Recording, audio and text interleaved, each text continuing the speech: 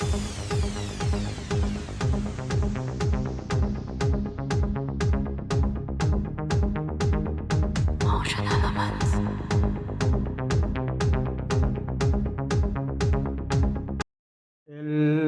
día de hoy vamos a trabajar con lo que es la integral de flujo.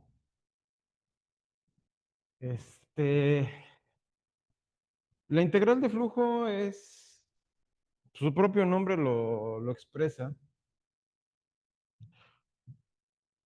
Calcula el flujo total.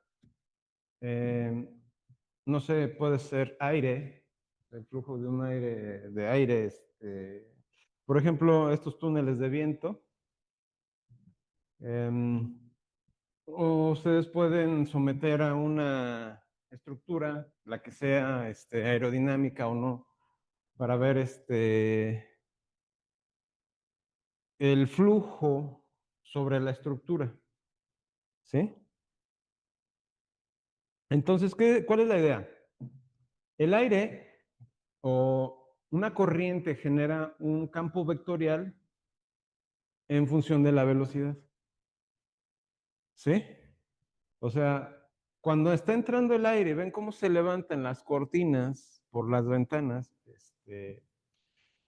Las cortinas hacen una resistencia al flujo de aire y de alguna manera, si nosotros si fueran más porosas las cortinas, podría, podríamos incluso, tomando la velocidad del viento, la cantidad, bueno, la abertura de las ventanas, el tipo de abertura, el ángulo de inclinación de las ventanas hacia abajo, todo eso hay que tomar en cuenta para calcular el flujo que corre sobre nada más uno de estos cuadritos, ¿sí? Entonces, imagínense uno de estos cuadritos como,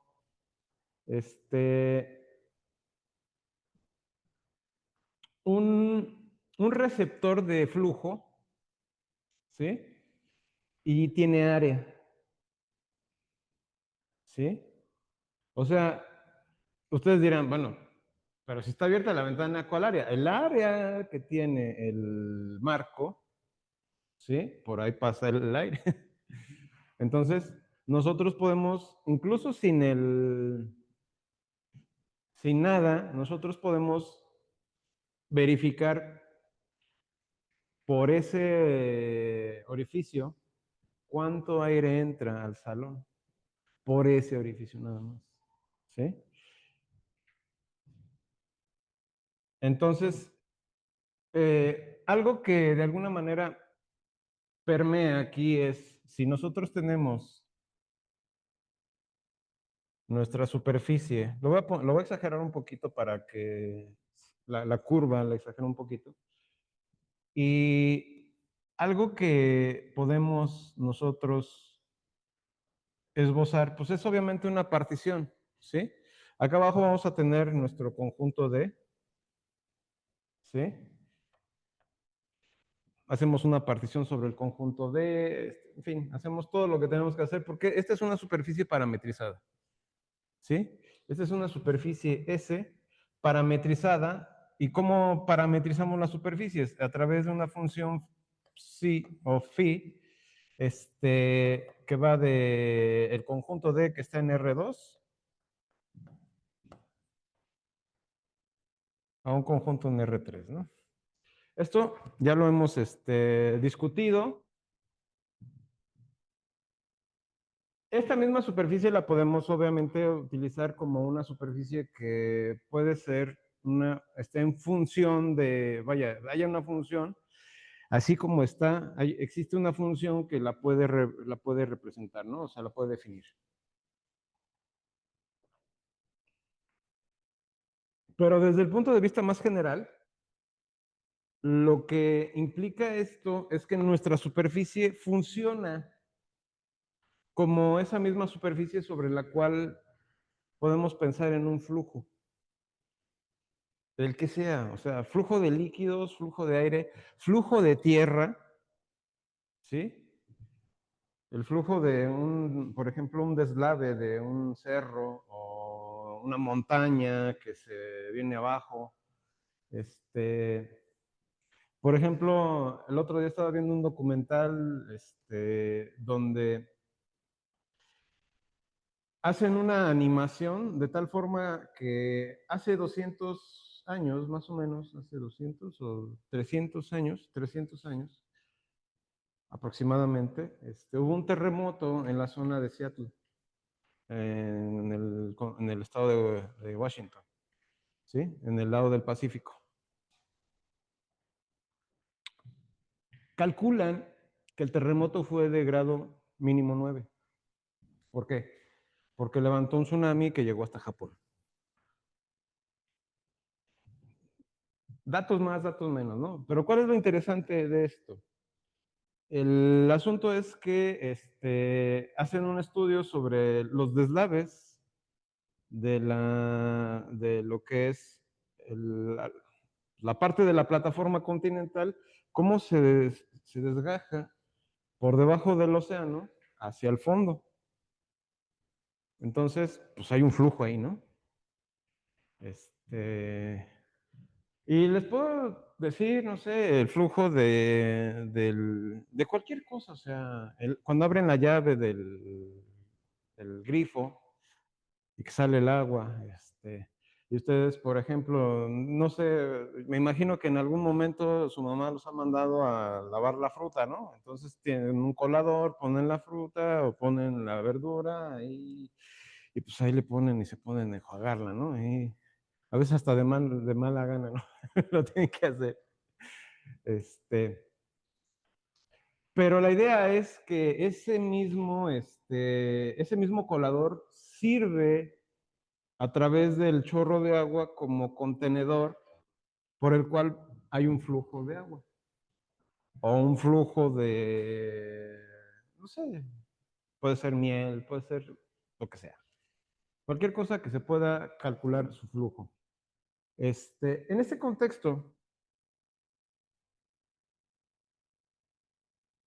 ¿qué implicaría esto? Nosotros, a través de esta superficie, vamos a tener un campo vectorial F que va a estar representado, pues, por esta flecha. Obviamente son más, más vectores, ¿no? Pero tomemos en este punto en particular, ¿no? Aquí en este punto, que es un punto phi de U, B, ¿no? U0, B0. Vamos por ponerle nombre y apellido a este asunto. Pero también sabemos que a partir de aquí nosotros podemos calcular, o más bien sería de aquí, porque no, normalmente lo hacemos en una esquina, ¿sí? Entonces, tomemos este como referencia, bueno, pues tiene otro vector que también va más o menos en paralelo, ¿sí? Hace ese flujo, pero también tenemos un vector normal, ¿sí? Este vector normal tiene que ser unitario, ¿sí? Y nuestro vector unitario está definido por n igual a T de U cruz T de B, ¿sí? En este caso, para que sea un vector normal unitario, tiene que ser esto entre la norma o el módulo de este vector, ¿no? Entonces ese sería nuestro vector normal y este representa F, o más bien sería la velocidad, porque en este caso sería este flujo, lo podemos poner con F para no hacernos tantas bolas. Entonces tenemos nuestro vector definido por F, que es parte del campo vectorial, tenemos nuestro vector normal, tenemos también nuestros vectores directores, que son los vectores tangentes, puede ser TDU, así, TDB. ¿Sí? Y obviamente, pues esto me genera lo que ya sabemos, nuestro famoso paralelogramo, ¿no? En fin, ahí tenemos todos los elementos. El paralelogramo tiene área, es un elemento de área, que de alguna manera asemeja ese área al área de la superficie que tenemos marcada en el rectángulo, ¿no? ¿Qué,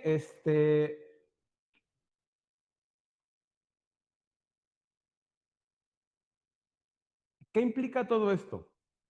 Bueno, en este contexto, este vector, ¿sí? Representa, en este caso, si yo calculo, por ejemplo,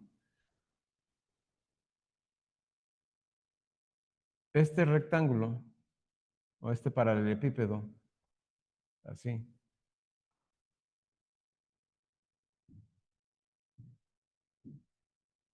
Pensando en la altura la puedo calcular a través de, ay, ¿cómo se llama? A través de el vector normal, producto interior con F, ¿sí? Esto es lo que me representa la altura de este rectángulo, ¿sí? Pero si yo quiero calcular el flujo total sobre que representa este paralelepípedo, o sea, el volumen, ¿sí? De alguna manera lo tengo que calcular a través de quién.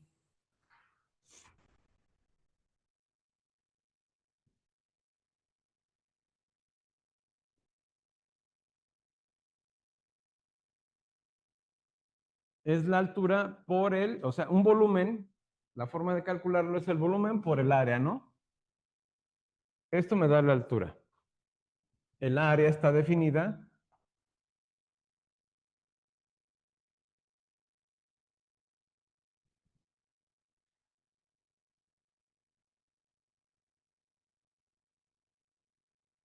donde el incremento de S es el área definida sobre el conjunto D que hace forma parte de la partición, que es, que es la proyección de hacia abajo de esto.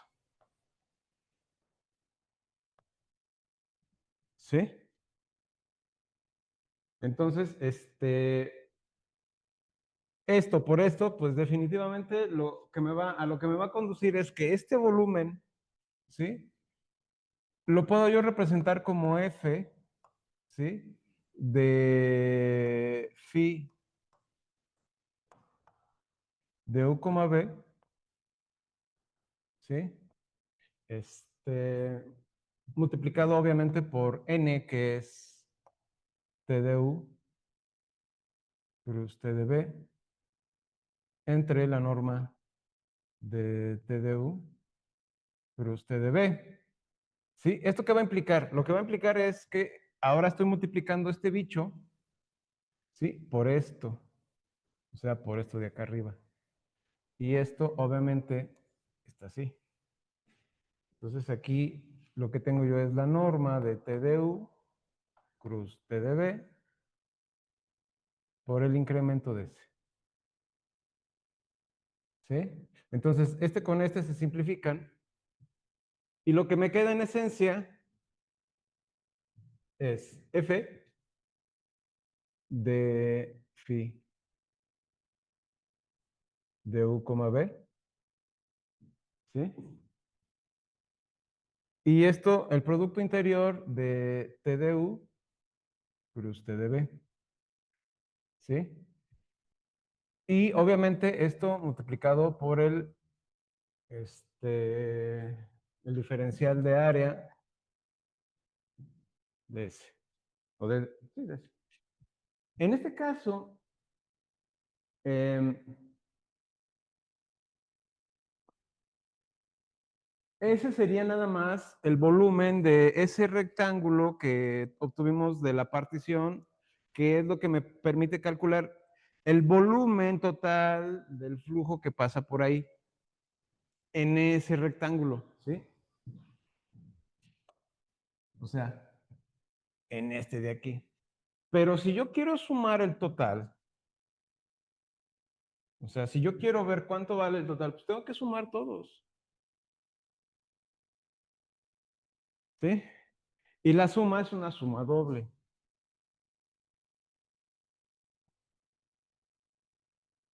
Y vamos a suponer que hago una partición homogénea en ambos lados, ¿no?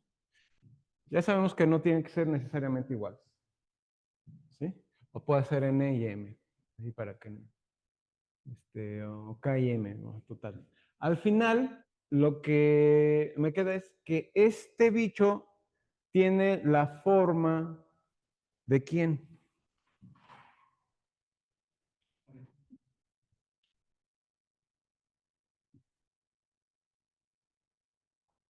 Todavía no.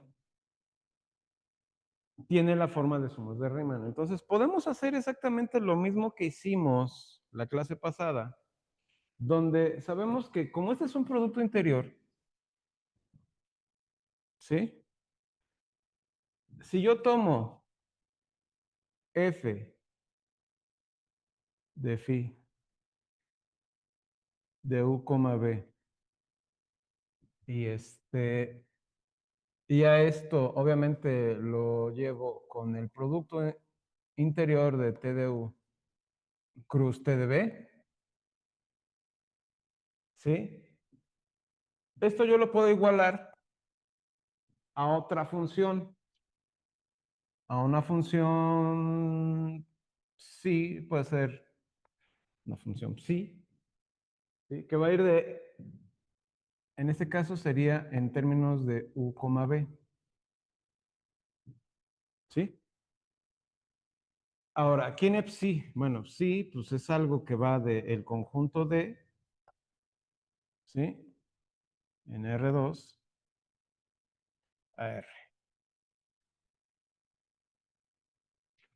O sea, ustedes me pueden preguntar, oye, pero si tienes un vector ahí, tienes otro vector ahí, ¿qué onda con esos vectores? Porque pues ahí te debe dar tres vectores. Bueno, esa es la salida, ¿sí? Pero el producto vectorial, el producto interior como tal, es una función en los reales.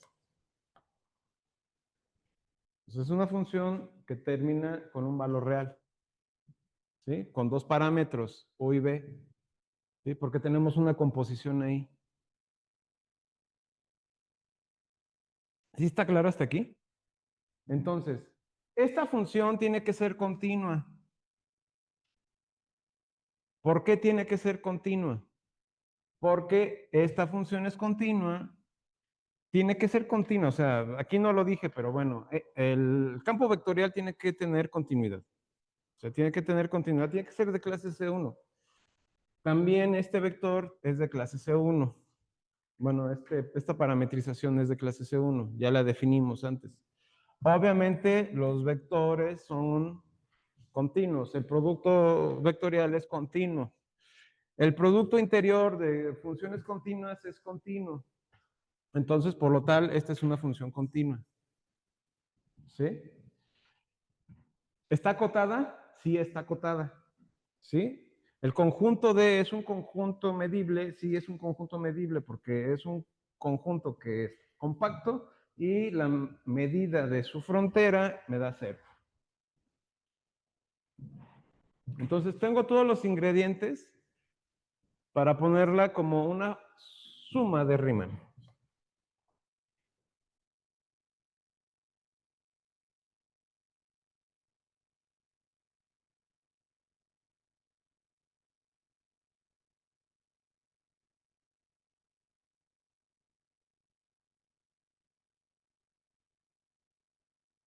Tiene todas las condiciones para hacer una suma de Riemann. ¿Sí? Y obviamente, si el límite existe, y existe, cuando la finura de la partición se aproxima a cero, ¿sí? Entonces, lo puedo yo interpretar como una integral, que vamos a llamar la integral de flujo o integral de superficie para funciones vectoriales. En el caso vectorial, más que nada, ¿no? Entonces, en ese contexto, este, este bicho, pues obviamente toma las cualidades que tiene esta representación, que sería la integral sobre S, ¿sí? De F por N por D de S.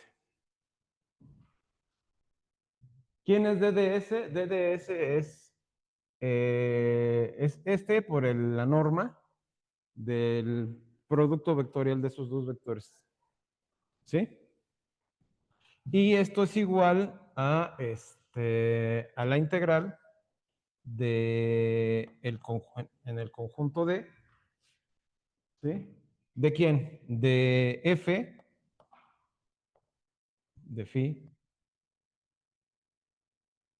de U, B, ¿sí? Producto interior, T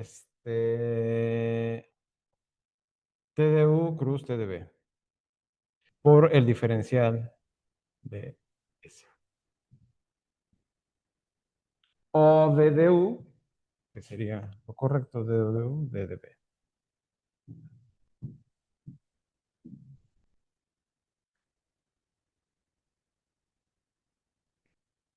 Este es el desglose.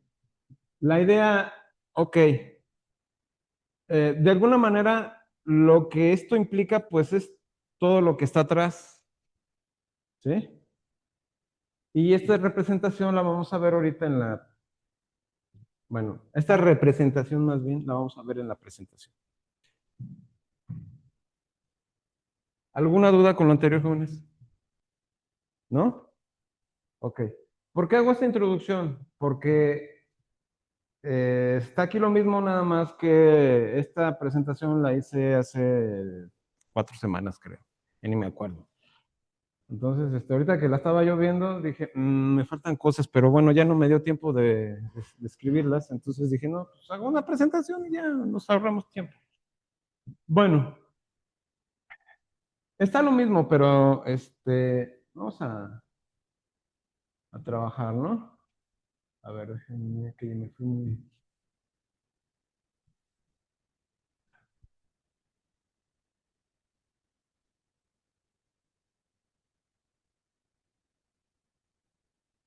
Tenemos nuestra introducción, tenemos la definición de integral de flujo, una explicación geométrica, ¿sí? Tenemos un ejemplo, tenemos superficies orientadas de dos lados, ejemplo de vectores normales, pero para este bicho, ¿no? Este bicho. Y tenemos un teorema de invarianza bajo reparametrización, o sea, aquí también implica eso, porque esto es muy parecido a las integrales de línea, no es lo mismo, obviamente, pero tiene muchos aspectos semejantes, ¿sí? Un ejemplo, el teorema de la componente normal, otro ejemplo, y bueno, ya eso ya el resumen, pues ya lo veremos, ¿no? Entonces, hemos visto integrales, ya sabemos que tenemos la integral de área, ¿sí? Esa ya está más que vista. Y tenemos la integral de superficie, que fue la que estuvimos discutiendo en la clase pasada. Ahora.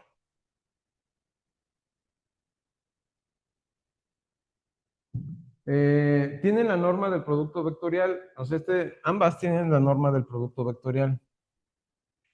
Pero bueno, ahorita ya vieron cómo se simplifica el asunto, ¿no?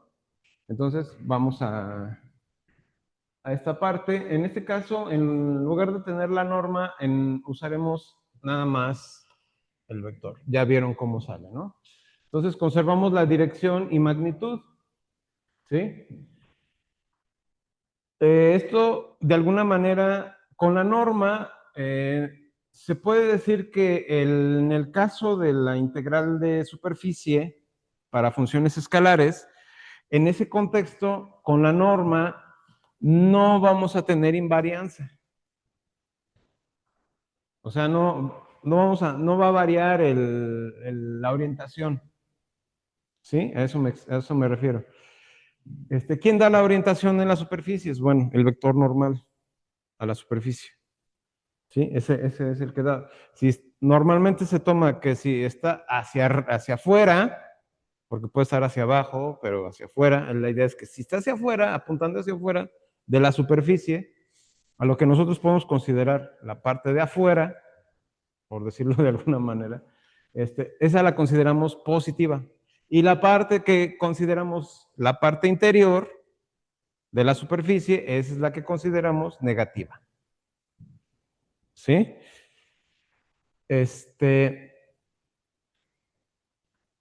Entonces, en el detalle es que esta va a ser sensible a los cambios, ¿sí? Porque podría ser que tuviéramos valores negativos, sí, y la orientación puede cambiar, ¿sí? Era un poquito más claro en el asunto de las integrales de línea, pero ahora es otra cosa, ¿no? Entonces, consecuencias enormes.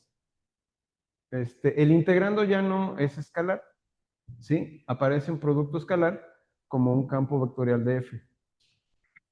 El resultado dependerá de la orientación de la superficie, ¿sí? Si es positiva, puede ser positiva. Si es negativa, será negativa. Aparece una novedad conceptual genuina que no estuvo en las dos sesiones anteriores, ¿sí? Que, a ver, imaginemos un flujo, ya discutí esto, ¿sí? F va a representar obviamente al flujo, ¿no? O sea, con velocidad. Otra forma de verlo también es un río, ¿sí? Y vamos a ver en la parte del teorema de Stokes y del teorema de la divergencia dos casos particulares de esta integral. ¿Por qué? Porque de alguna manera en el teorema de la divergencia, pues las cosas se expanden, ¿sí? Y en la rotacional tenemos movimiento circular. Bueno, una rotación, ¿sí? Hay diferentes cuestiones ahí, ¿no? Bueno, pero eso lo vamos a ver más adelante. Entonces, aquí colocamos una superficie S, ¿cuánto fluido? Volumen por tiempo, ¿sí? O sea, la cantidad de volumen va a estar determinado, por ejemplo, si ustedes le dan 2 segundos, ¿cuál fue el flujo en términos de volumen en 2 segundos? ¿Sí? Por ejemplo, ustedes quieren saber, eh, no sé, construyen una presa y necesitan saber cuánta agua tienen que desalojar de la presa para, pues, que ésta no ceda. Entonces, para eso necesitan de alguna manera calcular el flujo, ¿sí?, del agua. Necesitan, pues, saber más o menos el volumen de agua que pueden ustedes desalojar. Entonces, para eso necesitan construir un determinado número de compuertas con un cierto tamaño, ¿sí? Para que por ahí pueda fluir el agua sin mayor dificultad. Estoy simplificando mucho porque entre los aspectos técnicos para el desalojo de agua de una presa es muy complicado, ¿sí? Pero aquí lo estoy simplificando mucho. Esto es el flujo F a través de S. Nota crucial, es un escalar, pero con signo. Positivo si el flujo cruza del lado negativo al lado positivo. ¿Sí? ¿Han visto las mallitas que traen las llaves? ¿Sí? Hay bueno, en la parte de la boca del grifo traen una mallita. Pues ustedes podrían calcular el flujo, Sería interesante ponerlos a hacer una tarea de eso, ¿sí? Y de ver qué hacen el experimento y que calculan y que meten la integral y lo hacen ustedes mismos. Bueno, es nada más una idea que se me ocurre, pero no la voy a aplicar ahorita. Tal vez para otro curso. Va a ser negativo si es al revés. Por ejemplo,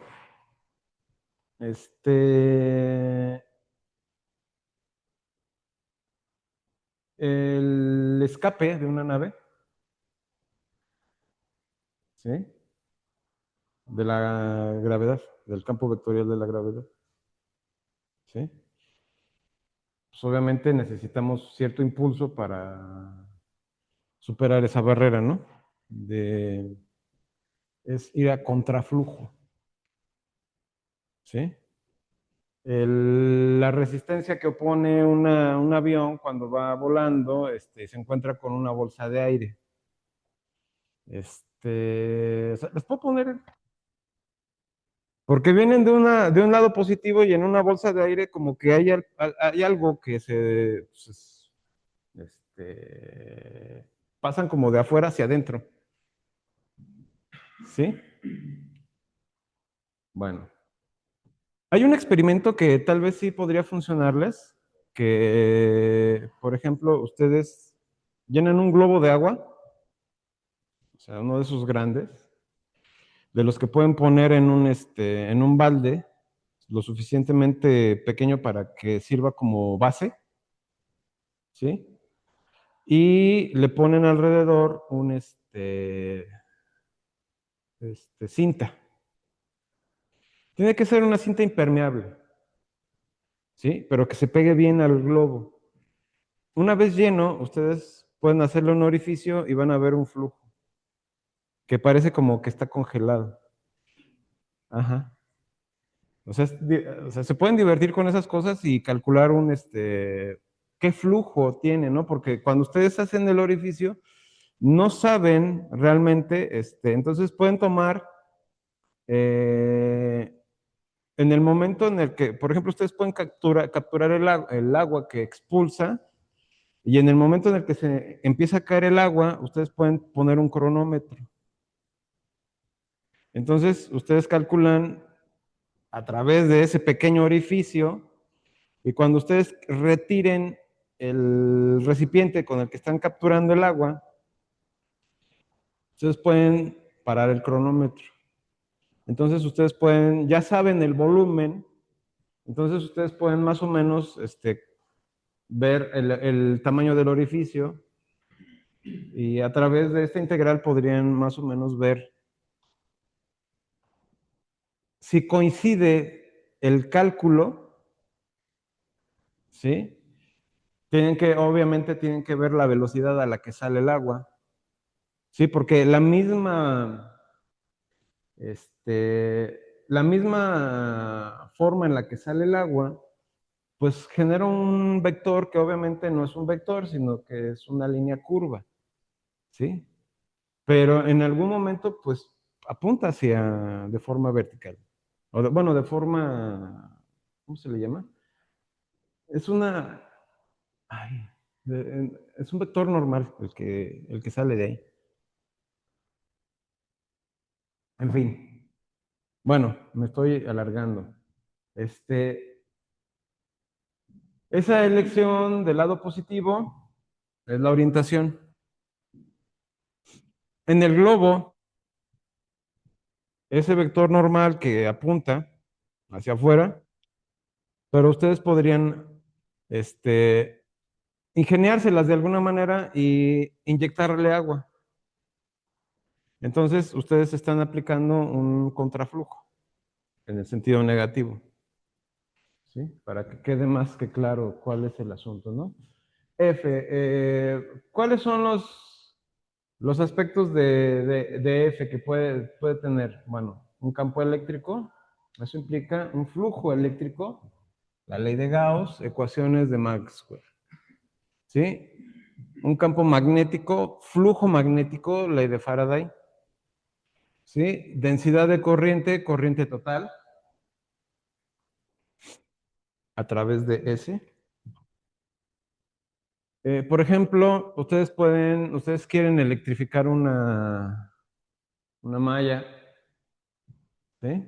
¿Cuánta corriente necesitan para que no haya alguien que vaya y se agarre y pueda resistir, sino que de alguna manera el tipo de corriente que sea lo suficientemente para que la gente no se atreva a tocar la malla, ¿no?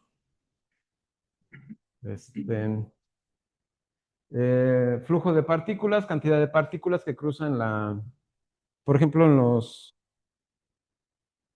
los aceleradores de partículas, eso es claro, ¿no? Porque cuando hay un choque, o sea, ponen una superficie para que choque, o sea, les lanzan partículas, pero pues esas funcionan como precisamente como esa malla, ¿no? Flujo de calor, energía térmica, pues es obvio cuando, por ejemplo, ustedes ponen una cazuela en la lumbre, ¿sí? Es ubicuo en física, nota importante. El nombre integral de flujo viene de ahí. Este, entonces, hay diferentes, como se acaban de dar cuenta, hay diferentes aspectos en la física que pues tienen mucha aplicación, ¿sí? Vamos a proceder.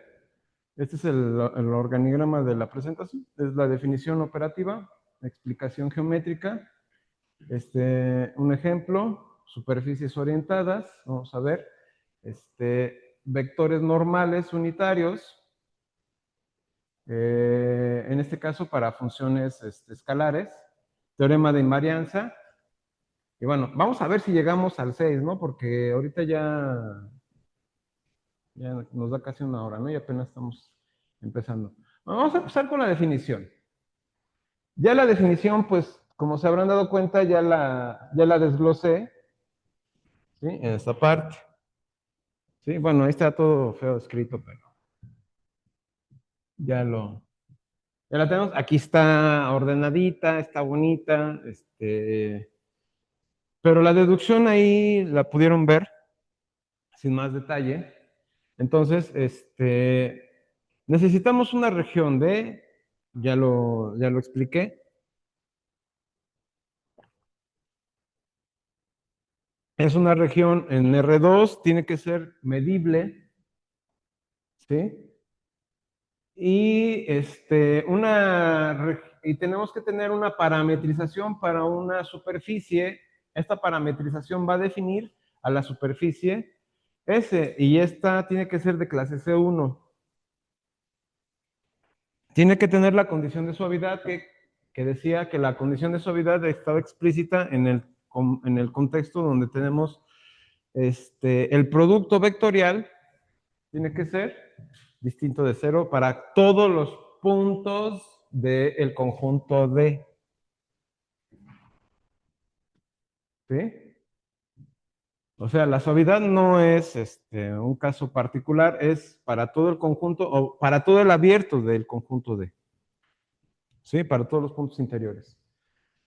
La condición de suavidad no aplica necesariamente a la superficie, a la frontera, ¿sí? Porque en la frontera podemos tener pequeños detalles, ¿no? O sea, a lo mejor ahí ya llega un momento en donde ya no tenemos la capacidad de calcular el límite. Bueno, ahí ya hay detalles, ¿no? Entonces, en el abierto no tenemos problemas del conjunto D.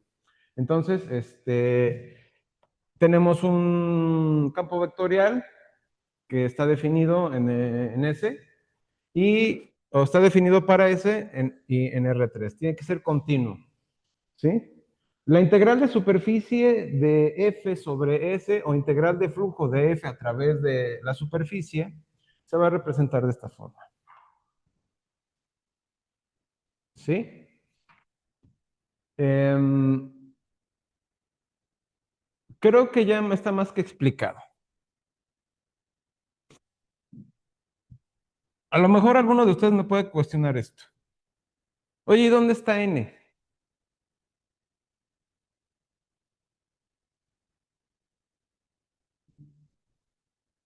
Bueno, va a estar, este bicho es el producto de, del diferencial de área, del diferencial de área de superficie, ¿sí? Por la norma, por el vector normal, ¿sí? Bueno, se puede deducir de ahí. Notación, bueno, ahí está. Es esto.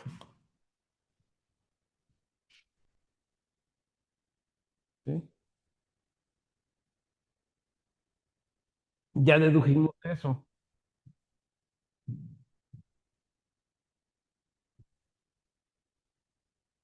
El signo, la integral de flujo no es necesariamente positiva, puede ser cualquier valor real. ¿Sí? Existencia F y phi son continuas. ¿Sí? Y D es Jordan medible. ¿Sí? La integral existe automáticamente. Ya expliqué el asunto de la integral, ¿no? Em, Entonces, las tres definiciones juntas me permiten ver el integral de área, el integral de superficie para funciones escalares y bueno, entonces a partir de aquí pues ya aplica la integral de flujo. ¿Alguna duda hasta aquí, muchachos? ¿No? Aquí como que el asunto ha sido muy redundante todavía, ¿no? Porque nos hemos mantenido en un aspecto muy teórico. Entonces ahora vamos a ver otra cosa, ¿no? Las dos primeras llevan la norma, la tercera no lleva la norma, pues ya explicamos, ¿sí? ¿Cuál es el asunto ahí? Ya lo vimos incluso. Entonces el vector tiene dos rasgos geométricos. ¿Cuáles son? Su magnitud, el área del paralelogramo que representa al vector tangente unitario, ¿sí? Y su dirección es perpendicular al paralelogramo, ¿sí? Entonces, esto ya lo tenemos más que hecho, ¿no? Entonces, este vector está bajo esta condición.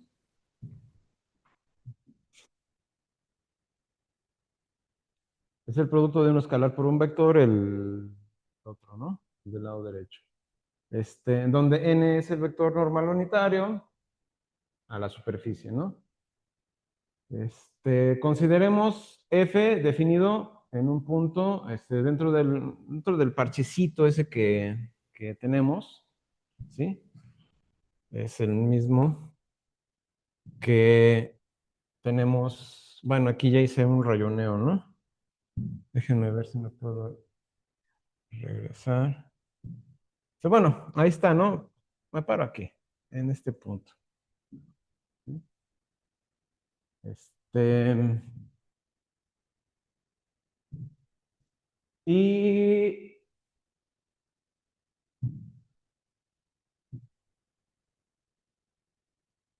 la cantidad es clave, ¿sí?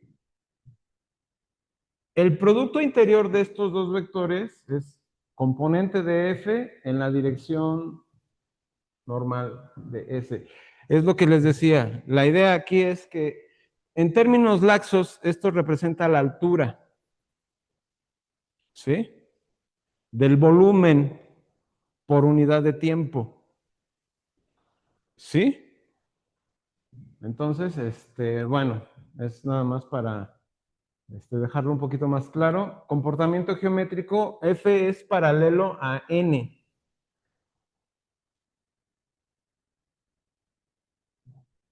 ¿Tiene que serlo?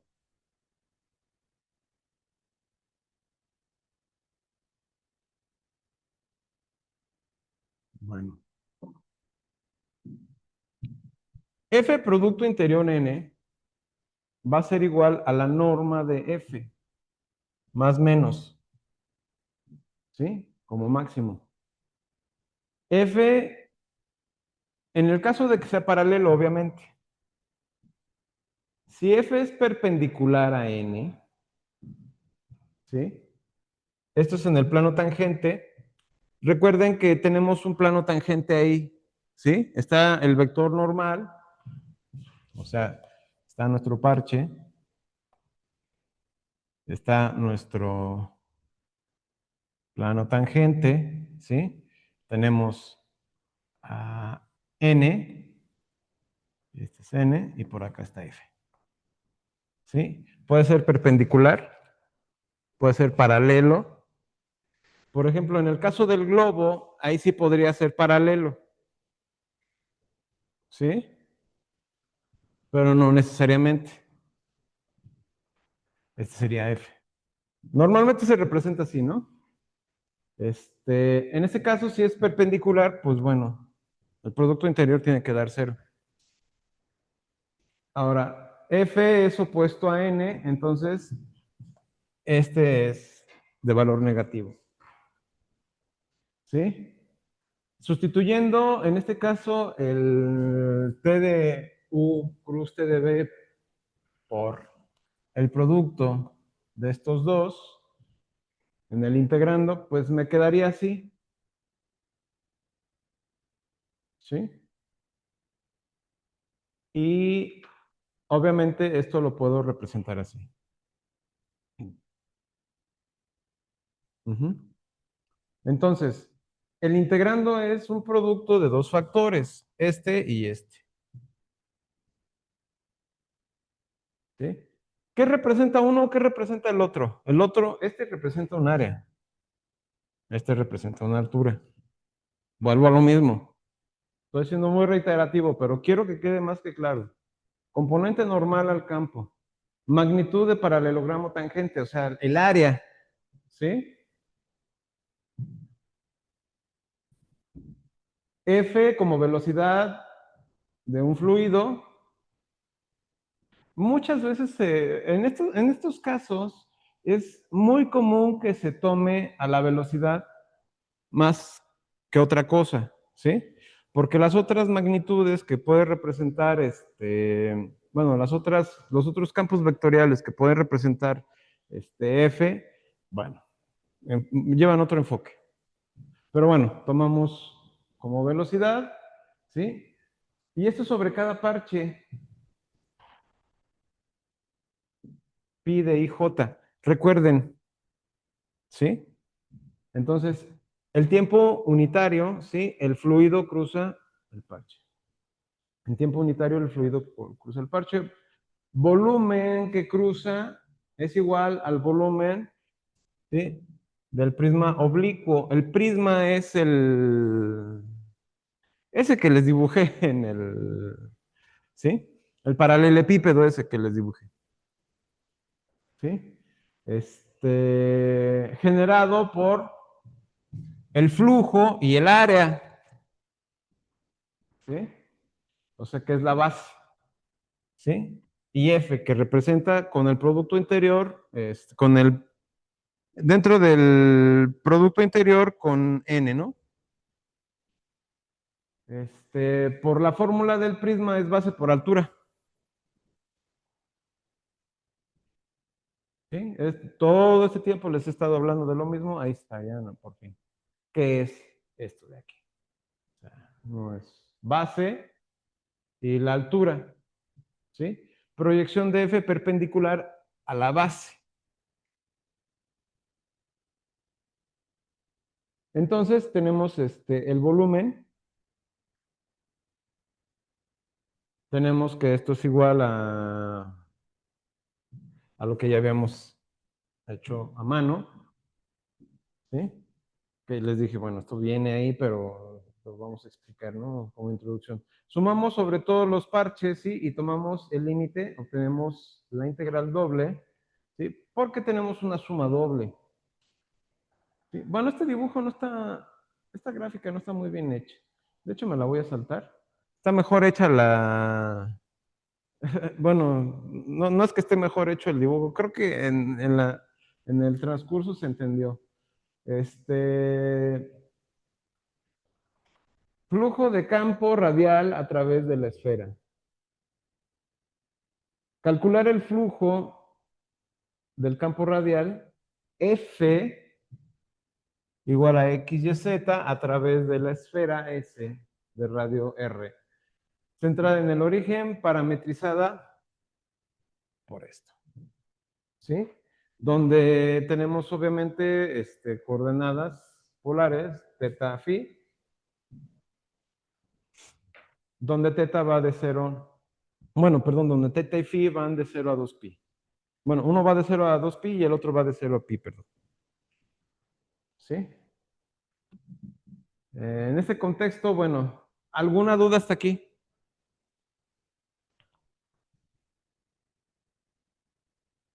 Esto solo me sirve para parametrizar el área, perdón, para parametrizar la superficie de la esfera. ¿Sí? Esto es lo que estamos haciendo, estamos parametrizando. Obviamente aquí ya estamos pensando en un flujo, ¿sí? A través de la esfera. Bueno, tenemos el campo f de xy, ¿sí? Igual a xyz, ¿sí? En cada punto de f apunta directamente desde el origen hacia este punto. Sobre la esfera centrada en el origen, f apunta en dirección normal, ¿sí? ¿Sí está clara esta parte?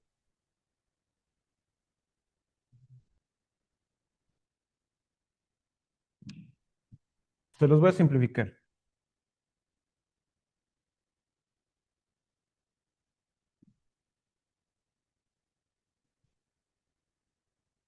Obviamente esto no es lo mismo que esto.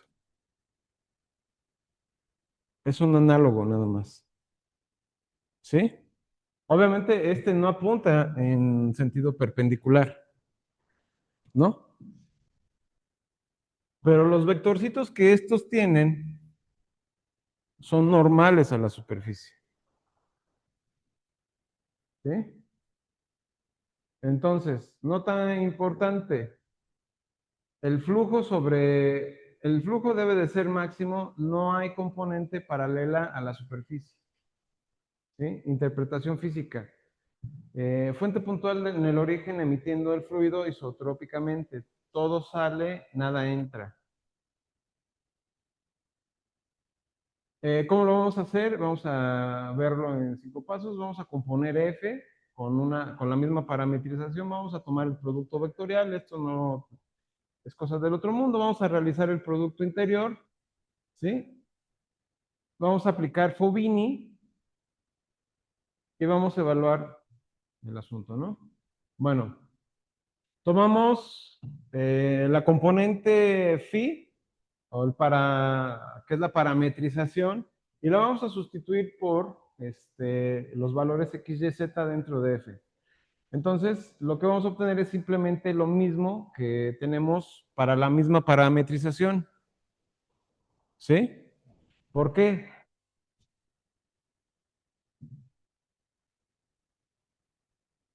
Ujú. Entonces, nota importante. F compuesta con phi es exactamente la misma que phi. Esto refleja que el campo es radial. El vector posición coincide con el valor del campo, ¿sí? En ese punto. De la sesión sobre área tenemos que, bueno, el producto vectorial de estos dos lo descompusimos de esta forma, bueno, lo compusimos de esta forma, ¿sí? Y bueno, tomamos esta consideración, ¿no? ¿Por qué?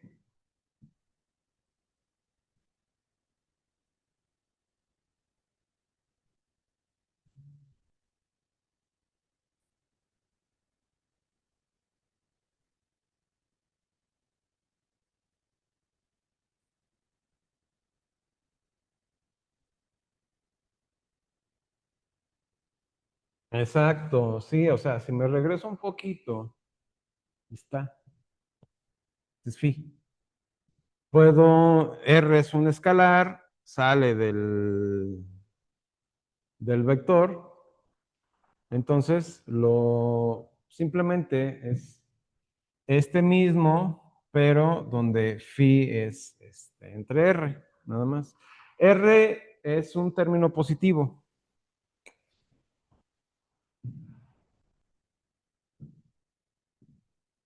Entonces podemos reducir a esto, el término, ¿sí? Es nada más una reconfiguración para minimizar el cálculo exacto. En ese contexto, ya teniendo esto, la integral, bueno, el integrando en particular me va a quedar de esta forma, desde el punto de vista, al tener un campo vectorial radial y la superficie de la esfera, ¿sí? Me va a quedar de esta forma, ¿sí? Entonces, esto nada más es sustituyendo términos. ¿Sí está claro hasta aquí el desarrollo?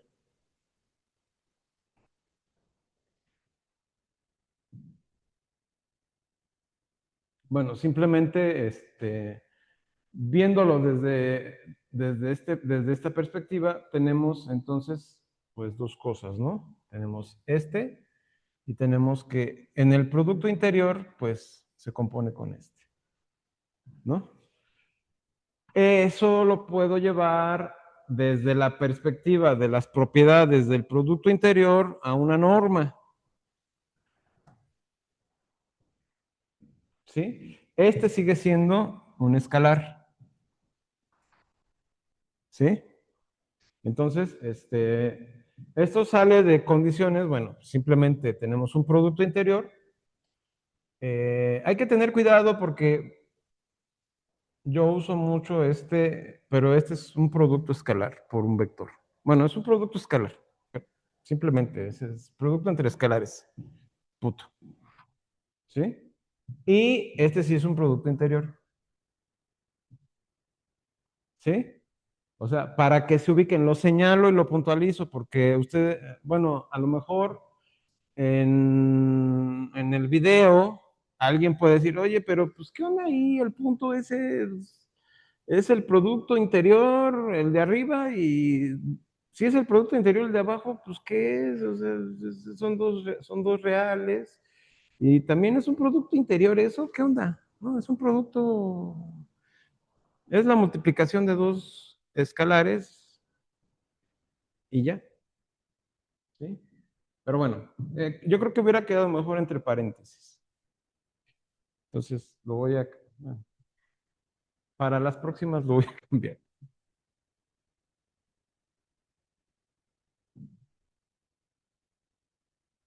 Como phi parametriza la esfera, ¿sí? Entonces, puedo sustituir por este.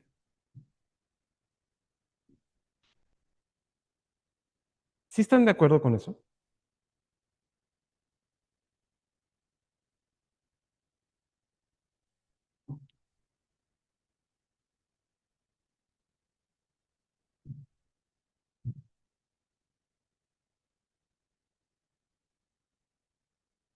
Porque al final X, Y y Z, ¿sí?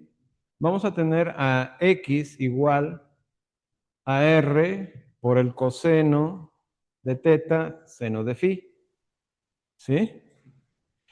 Y por el otro lado vamos a tener a X igual al seno de teta por el seno de phi, y al final vamos a tener R por el seno de phi en Z. Entonces eso me representa, si está la norma al cuadrado, ¿sí? Va a ser X al cuadrado, Y al cuadrado, Z al cuadrado, ¿sí? Y todo eso a la raíz cuadrada al cuadrado. ¿Sí está claro? ¿O lo desgloso? ¿Sí está claro? ¿Sí está claro? ¿Alguno de ustedes quiere que lo desglose? ¿No? Ok. Bueno, si no se regresan un poquito, bueno, me puedo regresar un tantito nada más. O sea, observen esto, o sea, ¿dónde está? Aquí. O sea, vean este bicho, pónganlo al cuadrado, ¿no?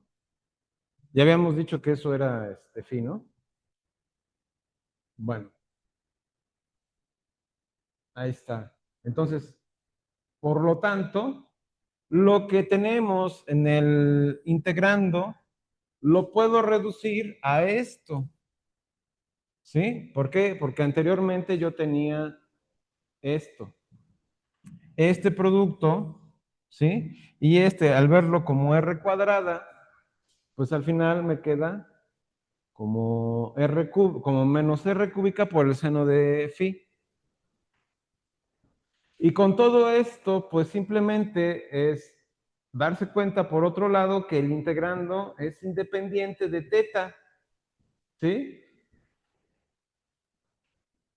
Y es negativo para phi, entre 0 y pi, ¿sí? Entonces, la integral de flujo, ¿sí? Representada por o dada por nuestra definición, va a quedar de esta forma.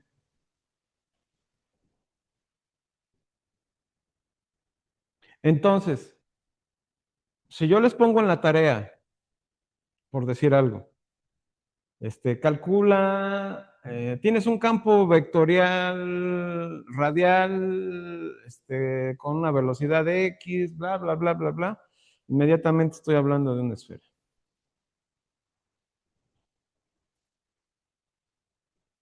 ¿Sí? Ya la tienen más que puesta de pechito. ¿Sí? Bien, entonces, ¿sí está claro esto? Bien. Ahora, ya que tienen esto, ¿sí? Pues bueno, calculan la integral, separamos, este es el área, ¿sí? Esta es una integral sencilla, ¿sí? Una me da 2, la otra me da pi medio, me da 2 pi, perdón. Y esto, pues obviamente me va a dar 4 pi, menos 4 pi por r cúbica.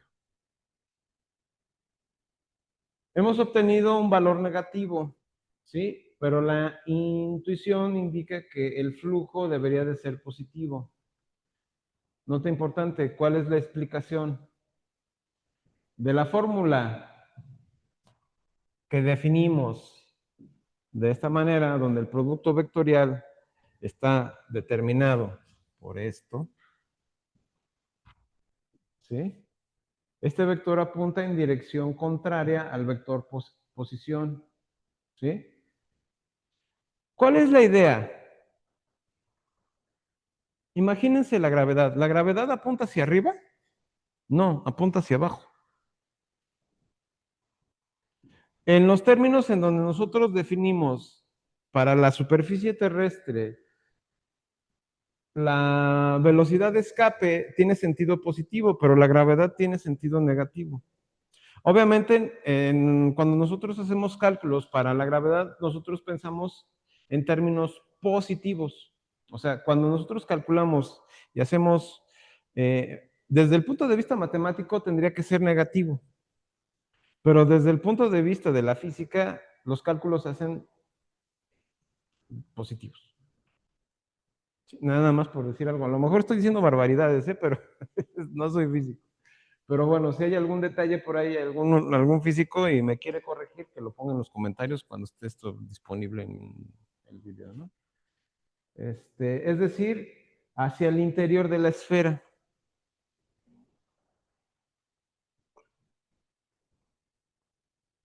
Un ejemplo muy básico es, por ejemplo, dentro de la Tierra hay cuevas, ¿no? O hay orificios.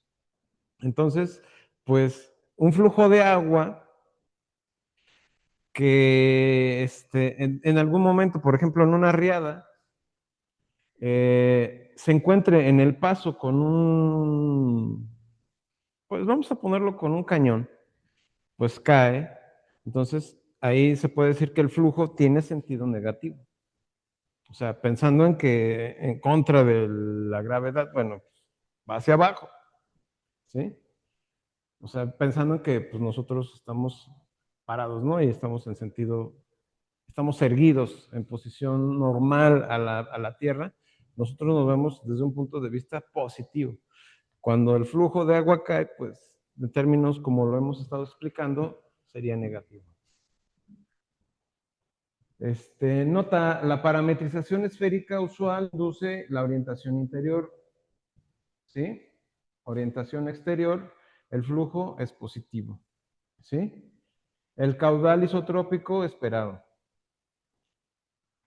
que es lo que a la vista debería de ser, o sea, a la vista. Resultado, bueno, orientación interior. Pregunta natural que motiva todo lo que sigue. ¿Qué significa formalmente cambiar la orientación? Hasta ahorita les he hablado de orientación, pero no lo hemos definido formalmente. ¿Sí? Bueno, pero ya más o menos se pueden dar una idea.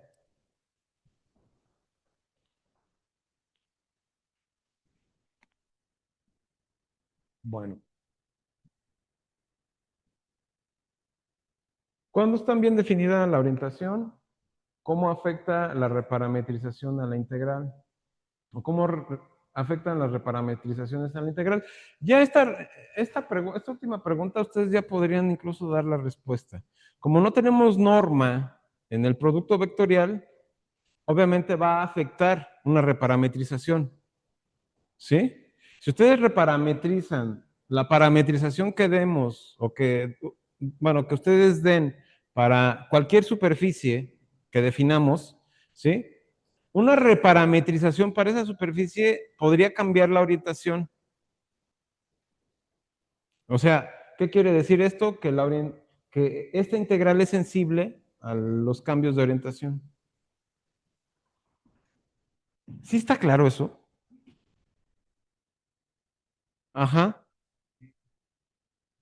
Sí, en las integrales de línea íbamos de A a B y si aplicábamos una reparametrización de B a A, pues entonces cambiábamos la orientación, ¿sí? Pero esto es para las integrales de línea vectoriales, ¿sí? Para las escalares no, porque en las escalares tenemos el valor absoluto, si se acuerdan. Bueno, tenemos la norma también, perdón, el valor absoluto, la norma. La integral de flujo depende de una elección, ¿sí? Del lado de la superficie. ¿Y cuál es el lado de la superficie? Bueno, todas superficies tienen dos lados, nada más. Uno que vamos a elegir como positivo y uno como negativo, ¿sí? O la superficie de una mesa, arriba y abajo. La puerta, adentro y afuera. Una ventana, adentro y afuera. ¿Sí? Entonces, creo que está más que claro, ¿no? ¿Cuál definen ustedes, por ejemplo, para la puerta? ¿Cómo definirían el lado positivo? Al interior, positivo. Bueno, podría ser, ¿no? Y hacia el exterior podría ser negativo. Sí se puede, por supuesto. ¿Sí? Porque como son superficies planas, definitivamente pues tienen todo lo que pues ustedes ahí pueden arbitrariamente poner cualquiera de los dos lados de la superficie como positiva. ¿Sí? Yo, por ejemplo, lo pondría hacia afuera, ¿sí? Pero yo, nada más por llevar la contraria, ¿sí? Pero bueno, eso es nada más de cada quien. Este, para que esta elección sea significativa, necesitamos que la superficie tenga dos lados bien distinguibles. Aquí hay un detalle. Hay una superficie que solo tiene un lado. Había dicho que todas las superficies tienen dos lados, pero no es cierto. Hay una superficie que que es un ejemplo que tiene un solo lado. La banda de Möbius, exactamente. ¿Sí? Parece que tiene dos lados, pero empezamos en un punto y vamos caminando, pasamos por atrás y luego regresamos al mismo punto. ¿Sí? Bueno, parece contraintuitivo y lo es. ¿Sí? Porque pues, normalmente la vista pues, dice, bueno, es que tiene que tener dos lados, no tiene un lado. ¿Sí? La botella de Klein es otra superficie y nada más tiene un lado. ¿Sí? Si no, busquen la botella de Klein. Bueno, en R3, en R4, pues es otra cosa, ¿no? Bueno, sorprendentemente no todas las superficies cumplen esto. Las que sí cumplen se llaman orientables y las que no, pues no. ¿Sí? Definición. Una superficie S en R3 suave a trozos, ¿sí? Obviamente estamos pensando en una parametrización, ¿sí? Esas superficies tienen que ser parametrizadas.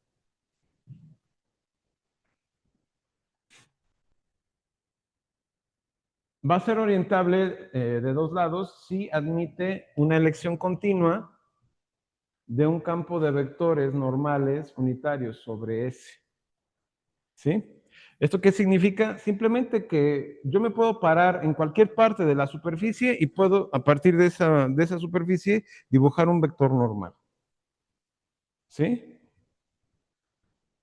Ahora, la superficie, nosotros siempre la imaginamos continua, pero no necesariamente puede tener hoyos. Sí, pero lo que me interesa son las partes donde hay continuidad. ¿Sí? Bueno, es decir, si existe una función n, ¿sí? Definida como S a R3, tal que para cada punto P en S, donde S es suave, N de P es un vector unitario normal a S en P. O sea, que puedo calcular un vector normal unitario en ese punto. ¿Y cómo está definido ese vector normal unitario? Está definido como el producto vectorial de los vectores tangentes en ese punto, entre la norma de ese producto vectorial. Si no es suave, no puedo calcular los vectores que me generan el paralelogramo. ¿Sí? Si se rompe, si hay un hoyo ahí en ese punto, o sea, si no hay algo que sujete en ese punto donde haya una discontinuidad dentro de la superficie, ese punto no me sirve. ¿Sí? ¿Cuáles son los puntos que no me sirven? Pues los puntos de la frontera, ¿sí? No me sirven del todo, no me sirven en general, ¿sí? Porque ahí es difícil calcular no es difícil, pero no siempre se puede calcular los vectores normales, ¿sí? En particular. Entonces, bueno, es simplemente rajatabla. Tiene que ser suave en el punto, para todo punto en la superficie. O sea, tiene que tener continuidad, ¿sí? Bien definido y todo. Bien, una superficie orientada es un par de la forma Sn, donde S es orientable y N es una elección específica. ¿Sí? Aquí no hemos definido la orientación, es orientable, esto nada más define si es orientable. ¿Sí? Las dos selecciones posibles son N, uno de los lados, ¿sí? O sea, en el positivo va a tener un lado y N negativo va a ser el lado opuesto. O sea, ¿qué quiere decir esto? Simple y sencillamente que si yo puedo definir un vector normal sobre esa superficie, puedo definir el otro vector normal, pero en oposición a ese vector, en el mismo punto. ¿Sí? Ejemplo, la esfera con orientación exterior apunta hacia afuera. Ese podríamos tomarlo como positivo. Y la orientación interior, lo tomamos hacia el centro como negativo. Construcción. Tomar una tira rectangular de papel para pegar por sus dos extremos cortos. Después de hacer esto, hacemos un giro de 180 grados. A la superficie es perfectamente suave, es lisa, ¿sí? Es conexa, pero tiene un solo lado. ¿Sí? Exacto. O sea, ahí con es el ejemplo del papel que tienes ahí, ¿no? O sea, tomas esa tira de papel, lo giras 180 grados, unes las orillas y tienes una banda de Moebius. ¿Sí? Si una hormiga camina sobre la banda recorriendo su largo, regresa al mismo punto de partida, ¿sí? Pero por el lado opuesto al original, sin haber cruzado ningún borde, ¿sí? O sea, el famoso dibujo de Escher, no sé si lo han visto, donde Escher dibuja una banda de Moebius y por encima una hormiga, ¿no? Busquen a Escher, dentro del... Escher era dibujaba, pero le gustaba dibujar objetos matemáticos y dibujaba mucho esto de los infinitos. Hay un libro que se llama, ay, ¿cómo se llama? No me acuerdo, no me acuerdo ahorita cómo se llama. Lleva implícito el nombre de Escher y ahí mismo, busquen libro y pongan Escher. A ver, y en uno de esos debe de aparecer, es un libro gordo, El paraíso de, no, no, no, es que el paraíso de Cantor no. Ah, no me acuerdo bien ahorita. Es que ya tiene mucho tiempo que leí ese libro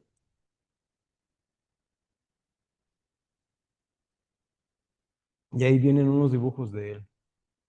Ahí fue donde lo conocí. Escher. ¿Ya lo encontraste? Ah, mira, ahí está. Y no es una hormiga, son cuatro. Yo dije una hormiga, son cuatro.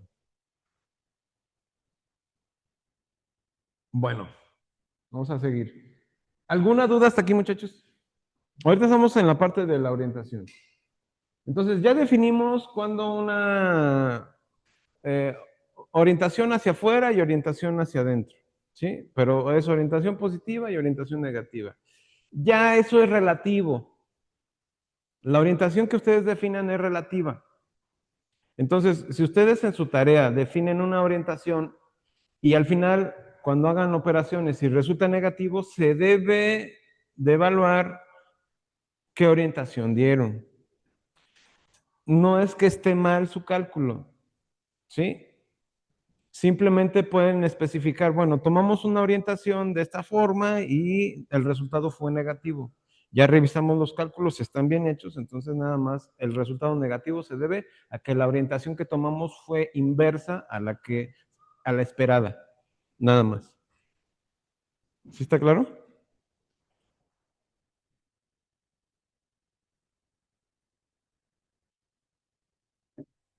Bueno, la banda de Moebius se representa, su parametrización está dada por esta condición, ¿sí? Y está definida para un valor u entre 0 y 2pi y en b de -1 a 1. El experimento crucial, calcular n en u igual a 0 y trasladarlo continuamente hasta 2pi. El vector ha invertido su dirección. Vamos a ver. Nota importante, no existe una elección continua de normal unitario, ¿sí? Sobre toda la banda de Möbius. No es orientable, ¿sí? Esto es lo que define, es orientable y no orientable. Tiene que ser orientable si podemos nosotros especificar un vector normal hacia afuera y otro hacia adentro.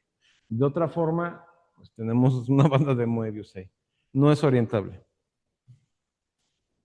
¿sí? Porque cuando apunta hacia adentro, está apuntando al mismo lado que apuntaría hacia afuera, desde nuestra perspectiva.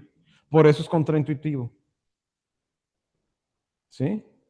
Eso revienta cabezas. Bueno, consecuencia inmediata.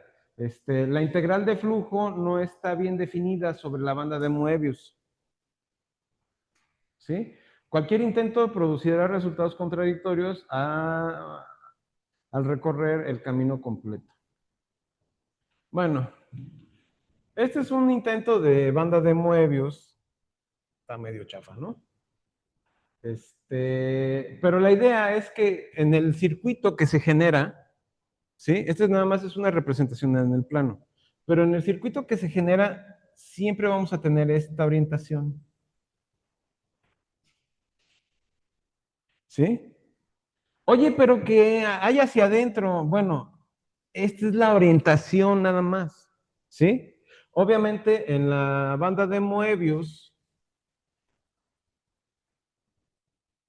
pues nosotros caminamos por un lado y regresamos por el otro, ¿sí? Este dibujo representa precisamente ese camino, ese circuito. O sea, ustedes caminan y no sé si han visto, hay algunas imágenes donde, por ejemplo, en la película esta no sé si vieron la película del Doctor Strange. Ahí se ve más claramente, por ejemplo, cuando está peleando Ancestral con estos monos, no me acuerdo ahorita cómo se llama. Ajá, el de los espejos, en esa pelea se ve cómo corren por abajo uno y luego otro da la vuelta así. Cuando uno dobla, los carros van hacia abajo y se voltean, o sea, cosas bien raras, ¿no? Esas son las imágenes que Escher tiene nada más que aquí llevados a la pantalla, ¿no? En términos matemáticos, pues eso es interesante desde la perspectiva matemática porque te están mostrando esos infinitos, ¿no?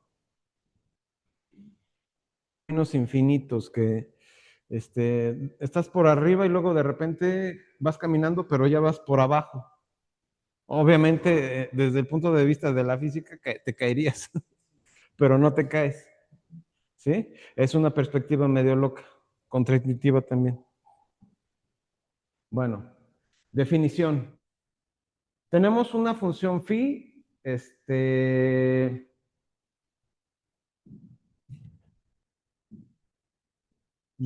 en R, ¿sí? Es una parametrización de clase C1, es suave, ¿sí?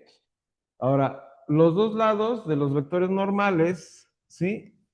A la superficie, tenemos uno definido n de v, ¿sí? Pues es simplemente este, ¿sí? En el otro caso es el opuesto, ¿no? El negativo. Simplemente es ponerle un signo menos al positivo. ¿Esto qué quiere decir? Ustedes definen ¿sí? Cuando ustedes definen ese, entonces, pues inmediatamente ya definieron ¿sí? El vector normal no hay más, o sea, simplemente, esta es una definición. Y llamamos lado positivo hacia, bueno, al que apunta en este sentido, ¿sí? El cociente define a este bicho, está bien definido porque tiene esta suavidad, o sea, es distinto de cero, ¿sí? invertimos el orden, o sea, esto, tomamos este vector, que en apariencia parece positivo, pero una vez que definen este bicho, y ustedes toman este cambio, entonces va a ser el negativo de este. ¿Sí? Propiedades del producto vectorial. ¿Sí? Entonces, obviamente es para tomar en cuenta estos dos bichos, ¿no? Entonces, aquí cuando nosotros, no es lo mismo esto,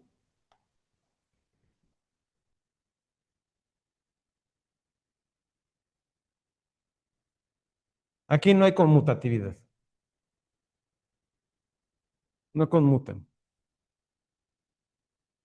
Si no hagan el experimento, y en algunos casos habrá que a lo mejor si ustedes toman dos vectores y hacen el producto vectorial de los dos vectores y encuentran el mismo resultado, habrá casos en los que sí aplica, pero generalmente no aplica.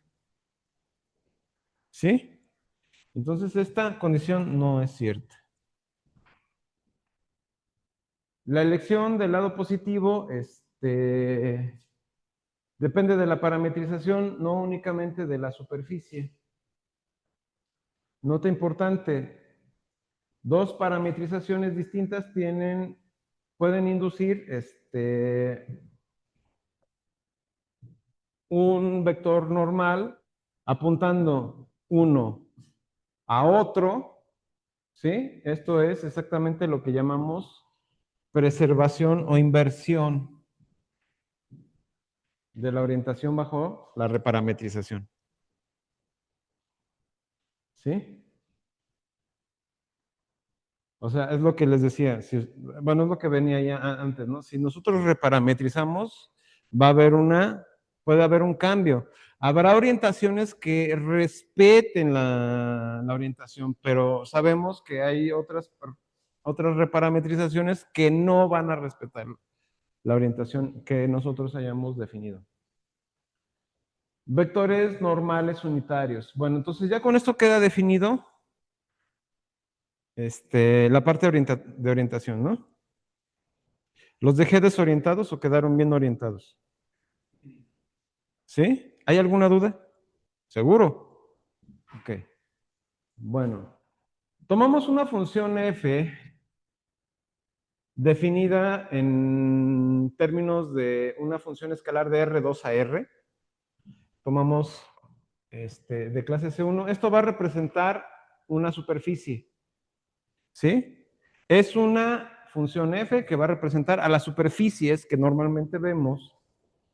La parametrización usual aquí es esta. X, Y, f de X, Y. ¿Sí? Esa es la parametrización usual para esta superficie S. ¿Sí está claro? Entonces, con eso, pues obviamente phi de S o phi de D es igual a S. Esto ya lo habíamos visto en el contexto de cuando vimos parametrización de superficies al principio. Para un punto x0, y0, z0 en S, deducir detalladamente los dos vectores normales, en este caso el vector normal positivo y el vector normal negativo. Ya con este contexto yo creo que no deberían de tener mayor dificultad en calcular estos vectores. Bueno, la dificultad va a estribar en el momento en el que ustedes definan esos vectores, van a tener que hacer tal H. Ese es el único problema. Pero ya la operativa ya la tienen. Describir geométricamente el lado positivo inducido. Aquí esta palabra es importante porque es el lado positivo inducido. Eso lo definen ustedes. ¿Sí? Como Z es igual a f de x, define a la superficie arriba del plano. o arriba de la superficie, en XY. ¿Sí? Entonces tenemos el plano XY, entonces nosotros siempre tomamos el lado positivo hacia arriba y el lado negativo hacia abajo. ¿Sí? Sobre el plano XY. Entonces, esperamos que uno de los dos normales apunte hacia arriba y el otro hacia abajo. Esa es la perspectiva usual que nosotros tenemos. En el contexto de nuestro espacio tridimensional con tiempo, nosotros podemos entender una superficie arriba y abajo. Obviamente las superficies que son verticales, pues ahí es donde nosotros tenemos que tomar una decisión y podemos definir cuál es el lado positivo y cuál es el lado negativo. Ahí sí podemos inducir nosotros una, porque por ejemplo, para el plano XY también tenemos una orientación, pero para el plano XZ también tenemos una orientación positiva y una negativa. Para el plano YZ también tenemos una orientación positiva y una negativa. Es más claro en el plano XY, pero ya en el plano XZ y en el plano YZ ya no es tan obvio. Entonces, ¿cuál es el punto de origen? Ahí donde nosotros nos paremos en el punto de origen, tenemos claro el plano XY, pero el plano XZ y el plano YZ se va a definir a partir del punto de origen. Y a partir de donde yo defina ese punto de origen, porque mi punto de origen podría estar en la esquina derecha, ¿sí? En la esquina inferior derecha de este cuarto. O, así como estoy parado, en la esquina, bueno, estoy hacia el frente para los que me estén oyendo. Estamos en un salón. Este salón, yo estoy parado frente al pizarrón, ¿sí? Mirando a los compañeros que están aquí presentes. Entonces, el cuarto, así, hacia mi mano, hacia la derecha, al frente, hacia abajo. ¿Sí? Ese es mi punto. O podría ser a mi izquierda, ¿sí? Al frente, o a mi lateral, izquierda. ¿Sí? Entonces, puedo dar otro punto, podría ser un superior. O sea, aquí es relativo. ¿Sí? Pero el plano XY y el plano XZ tienen también orientación. En el momento en el que yo defino al punto de origen y defino quién es el plano XY, bueno, el plano XY lo tengo claro, quién es el plano XZ y quién es el plano YZ, en ese momento yo defino las orientaciones implícitamente. ¿Sí? Implícitamente las defino. Esperamos, bueno, esto ya lo vimos, ¿no? El otro hacia abajo. Entonces, la parametrización canónica es esta, usar XY como parámetros de orden estándar. Entonces, siempre que manejemos esto, bueno, pues nosotros vamos a utilizar el plano XY, este es el canónico, el estándar. Es de esperar que n apunte hacia arriba, ¿sí? Pero esto hay que demostrarlo, no postularlo. Plan en 5 pasos, vectores tangentes. Tenemos dos vectores tangentes derivando componentes, producto vectorial, mediante la determinación formal, norma, verificar que nunca se anula, normalizar para obtener el vector normal, interpretar geométricamente, ¿no? Tomamos el plano XY, tomamos nuestra función f de XY, definimos nuestro parámetro. Entonces, tomamos la primera integral, el primer vector tangente, ¿no? T de u. Y este vector tangente es 1,0, f de x, ¿no? O sea, lo parcial de f con respecto de x.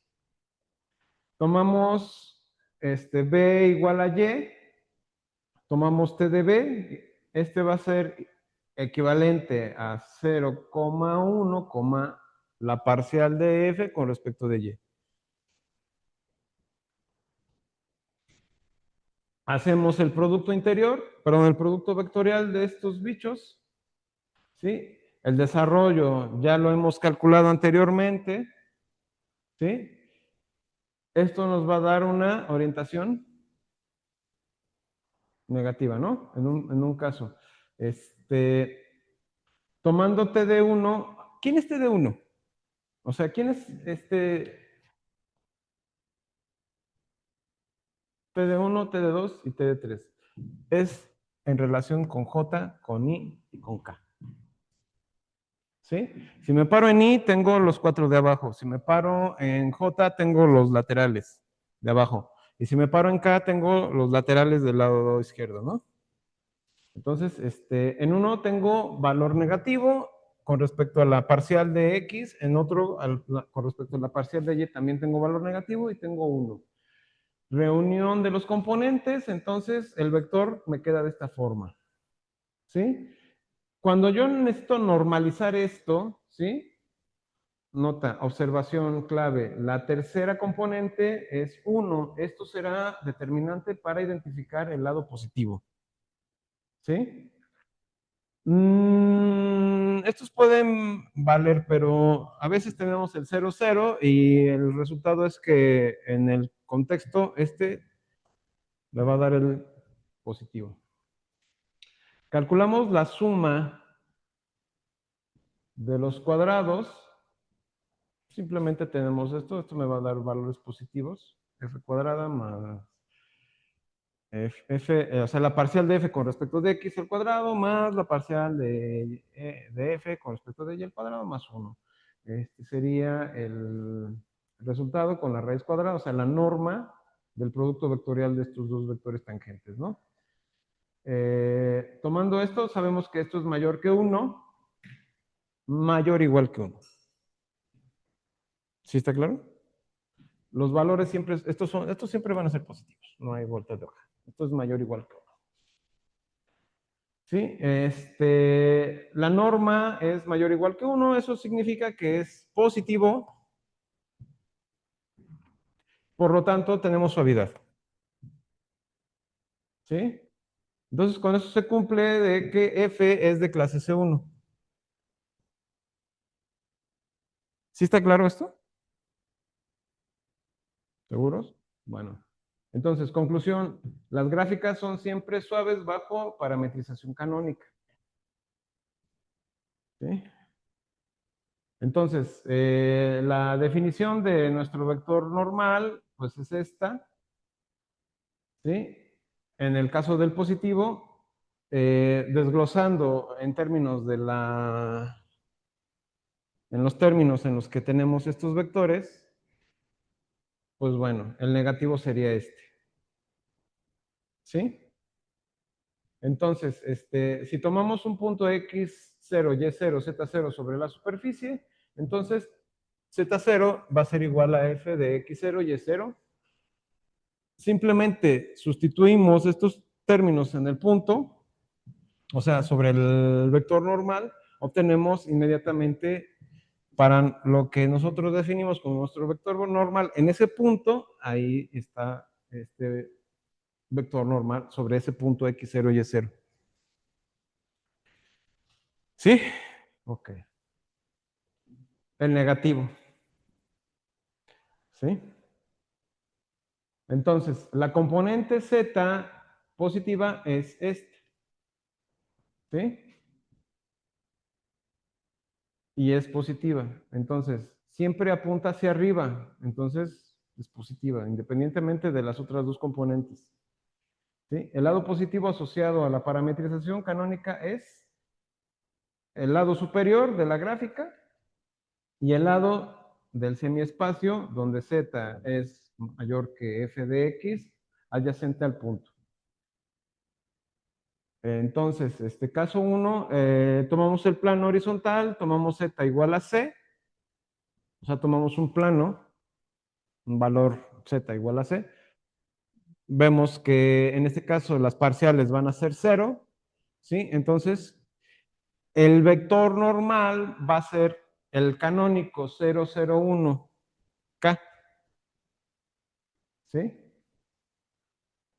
apunta exactamente hacia arriba. ¿Sí? En el caso del plano inclinado, tomamos el plano a x de y igual a más z. Tenemos nuestro vector normal definido de esta manera. El vector normal unitario, ¿sí? Va a ser mayor que 0. Igual. ¿Sí? Caso 3, la semiesfera superior, la positiva. Esta está definida de esta forma, para este caso. ¿Sí? El vector normal unitario va a estar definido por esto. ¿Sí? Y el vector unitario radial va a ser este. ¿Sí? 3 lecciones clave, entonces la fórmula del vector, del producto vectorial, es uno de los resultados más usados en el cálculo vectorial. Memorícenla. La tercera componente siempre es positiva. Siempre. ¿Sí? Y fija el lado positivo hacia arriba. Esta es la que le da el sentido. Cuando un problema pide flujo a través de la gráfica con orientación hacia abajo, ¿sí? Basta cambiar el signo, nada más, simplemente. La pregunta de los 64,000. Dado que la integral de flujo se definió a través de una parametrización específica phi, depende el valor obtenido de esa elección. Depende solo si la nueva parametrización preserva o invierte la orientación. ¿Sí? Esto requiere formalizar primero qué significa reparametrización. Definición. Ya ahorita vemos esta última definición y ya nos vamos. Tomamos una phi 1 y una phi 2. Tenemos dos regiones, D1 y D2. Son dos parametrizaciones suaves de la misma superficie. ¿Sí? Entonces decimos que phi 2 es una reparametrización de phi 1 si existe un difeomorfismo, ¿sí? De clase C1, ¿sí? Donde T es definido de D2 a D1. ¿Sí? Esto es con un jacobiano no nulo, tal que es, en este caso, phi 2 es equivalente a la composición de phi 1 con T. ¿Sí? Donde T es una transformación. ¿Sí? Y obviamente va de T1 a T2. Entonces, T preserva la orientación si tenemos que el determinante del jacobiano es mayor que 0 para D2. Y T invierte la orientación si el jacobiano es negativo. El determinante jacobiano. ¿Sí? Nota importante, D2, conexo, ¿sí? Es positivo, continuo y no nulo. Esto implica que el determinante tiene signo constante. Teorema del valor intermedio. Las dos posibilidades son las únicas. Y bueno, teorema de invarianza. Este es el que vamos a demostrar mañana. Y agárrense porque la demostración está buena. ¿Sí? Aquí le paro. Nos vemos mañana. Gracias por venir. ¿Alguna duda hasta aquí, muchachos? ¿Andas desvelado? Te veo medio somnoliento. Bueno, nos vemos mañana, jóvenes. Gracias por conectarse. Tell me pretty lies, look me in the face, tell me that you love me, even if it's